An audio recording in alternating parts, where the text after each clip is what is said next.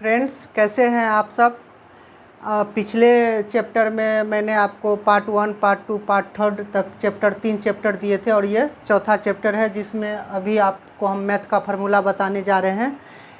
उससे आगे देखिए, पिछले चैप्टर में हम आपको बताए थे डिसमिल कैसे निकालना है, वर्ग गज कैसे निकालना है, धूर कैसे निकालना है, वर्ग कड़ी कैसे निकालना है, ये सारा फार्मूला बताए थे। अब मेंसुरेशन चैप्टर से एक फार्मूला बता रहे हैं जो कि आपको वर्ग पे है, आयत पे है, समकोण पे है, विषमबाहु त्रिभुजाकार पे है और समद्विबाहु त्रिभुजाकार और समांतर चतुर्भुजाकार।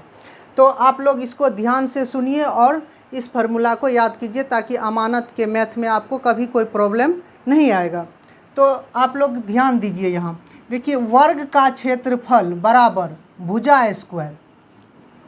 उसके बाद है वर्ग की भुजा। जब हमको कहेगा कि वर्ग का भुजा निकालने के लिए तब हम ये फार्मूला लगाएंगे √(कर्ण²/2।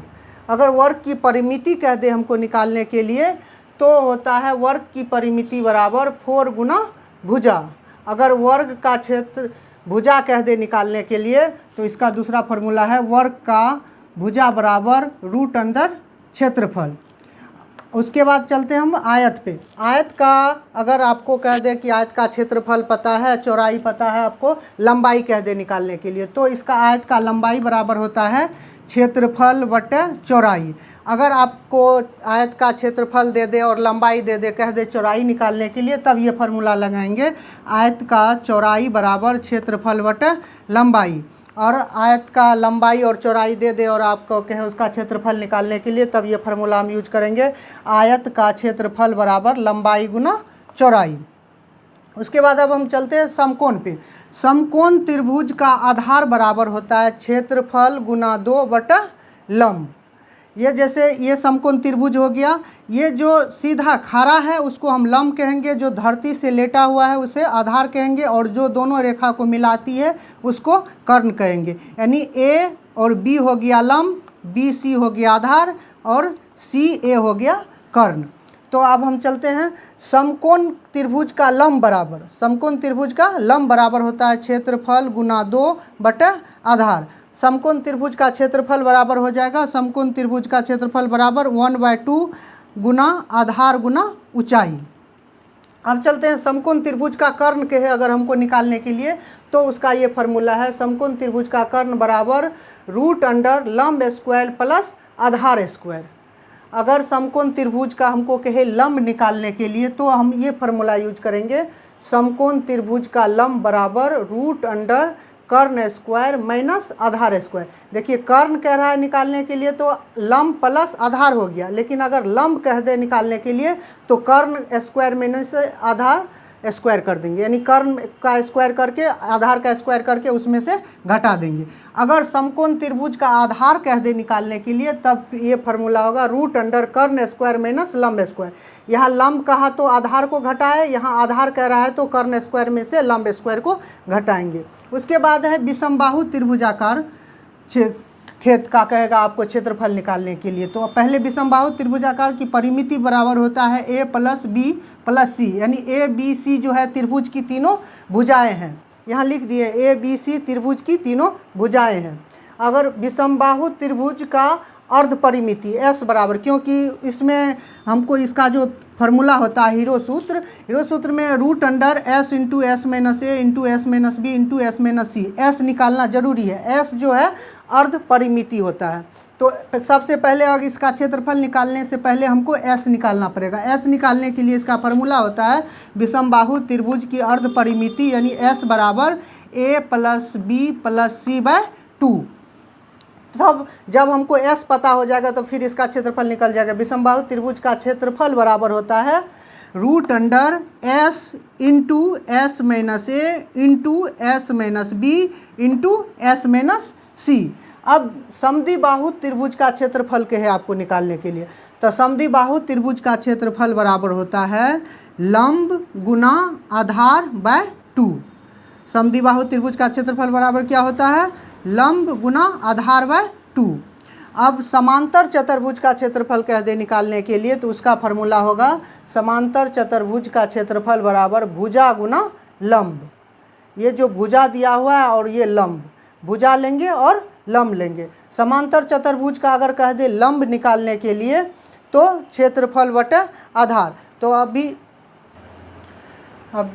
समांतर चतुर्भुज का आधार बराबर क्षेत्रफल बटे लंब। अगर आपको क्षेत्रफल दे दे, लंब दे दे, कह दे आधार निकालने के लिए, तो आप इस फार्मूला का यूज करेंगे। चलिए अब हम वृत्त पे चलते हैं। ये वृत्त हो गया, ये यहाँ से यहाँ तक इसका व्यास हो गया, और व्यास जो होता है उसके बाद त्रिज्या जो होता है वो d/2 यानी व्यास का आधा होता है। केंद्र से यहाँ तक का जो ये रेखा है वो त्रिज्या है यानी r है। छोटी r से त्रिज्या को इंडिकेट करते हैं और व्यास को d से इंडिकेट करते हैं। तो वृत्त की परिधि बराबर होता है व्यास गुना पाई। और 20 अगर आपको त्रिज्या मालूम हो तो वृत्त की परिधि कह दे निकालने के लिए तो ये फार्मूला यूज करेंगे। वृत्त की परिधि बराबर त्रिज्या गुना 44/7। अगर वृत्त का कह दे परिधि मालूम है कह दे व्यास निकालने के लिए तो ये फार्मूला का यूज करेंगे। वृत्त का व्यास बराबर परिधि गुना 7/22। अगर वृत्त का आपको परिधि पता है और कह दे त्रिज्या निकालने के लिए तब इस फार्मूला का यूज करेंगे। वृत्त का त्रिज्या बराबर परिधि गुना 7/44। अगर वृत्त का व्यास पता है त्रिज्या कह दे निकालने के लिए तो वृत्त का त्रिज्या बराबर होता है व्यास/2 यानी d/2। वृत्त का क्षेत्रफल बराबर होता है πr², जहाँ पाई का मान हम 22/7 लेंगे।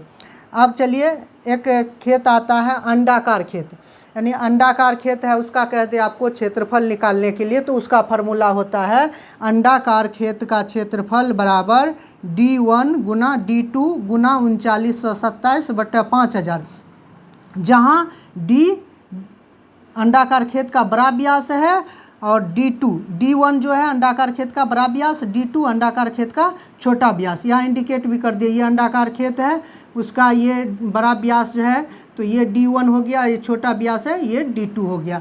अब चलिए आपको ठोस घनफल कहेगा, ठोस का कोई भी ठोस वस्तु का कहेगा घनफल निकालने के लिए तो उसका ये फार्मूला होगा ठोस घनफल बराबर लंबाई गुना चौड़ाई गुना मोटाई। अगर मिट्टी का घनफल कह दे आपको निकालने के लिए मिट्टी का क्षेत्रफल तो आप निकालिएगा कि अभी तक कितना मिट्टी कटा है। तो मिट्टी का घनफल बराबर लंबाई गुना चौड़ाई गुना गहराई, मतलब कितना लंबा काटा है, कितना चौड़ा काटा है और कितना गहरा किया है। तो ये तीनों मान यहाँ रख देंगे तो वो मिट्टी का घनफल यानी मिट्टी का क्षेत्रफल निकल जाएगा। एक चौका बराबर 100 मन मिट्टी होता है। एक चौका बराबर 100 घन फीट, एक चौका बराबर 100 घन फीट, और एक घन फुट बराबर 1 मन मिट्टी होता है। एक घन फुट बराबर यानी 1 घन फुट मिट्टी धरती से काटेगा तो वो 1 मन मिट्टी के वजन के बराबर होगा। और एक चौका बराबर 100 मन मिट्टी होता है। तो देखिए इसका एग्जाम्पल हम दे रहे हैं आपको। 10 फीट लंबा, अगर 10 फीट लंबा काटता है, 10 फीट चौड़ा काटता है और 1 फीट गहरा काटता है तो वो एक चौका के बराबर होता है। एक चौका बराबर 100 मन मिट्टी होता है। चलिए अब हम आपको ठोस घनफल का एग्जाम्पल दे के बता रहे हैं। 1 घन फुट लंबा गुना 1 घन फुट चौड़ा गुना 1 घन फुट मोटा बराबर 1 घन फुट होता है। और इसका देखिए 1 घन फुट बराबर कितना वर्ग इंच होता है। अगर इसका मान चलिए यहाँ 1 घन फुट का 1 फीट बराबर 12 इंच होता है तो यहाँ रख दिए 12 इंच। 1 घन फुट बराबर 12 इंच, 1 घन फुट मोटा बराबर 12 इंच। तो 12 गुना 12 बराबर 1728 घन इंच बराबर 1 घन फुट होता है। तो इससे आगे का वीडियो आपको देखने के लिए मेरे इस वीडियो पर बने रहना होगा और इस चैनल को आप सब्सक्राइब कीजिए और वीडियो को लाइक कीजिए। अगला वीडियो देखने के लिए आप मेरे चैनल पर बने रहिए। धन्यवाद।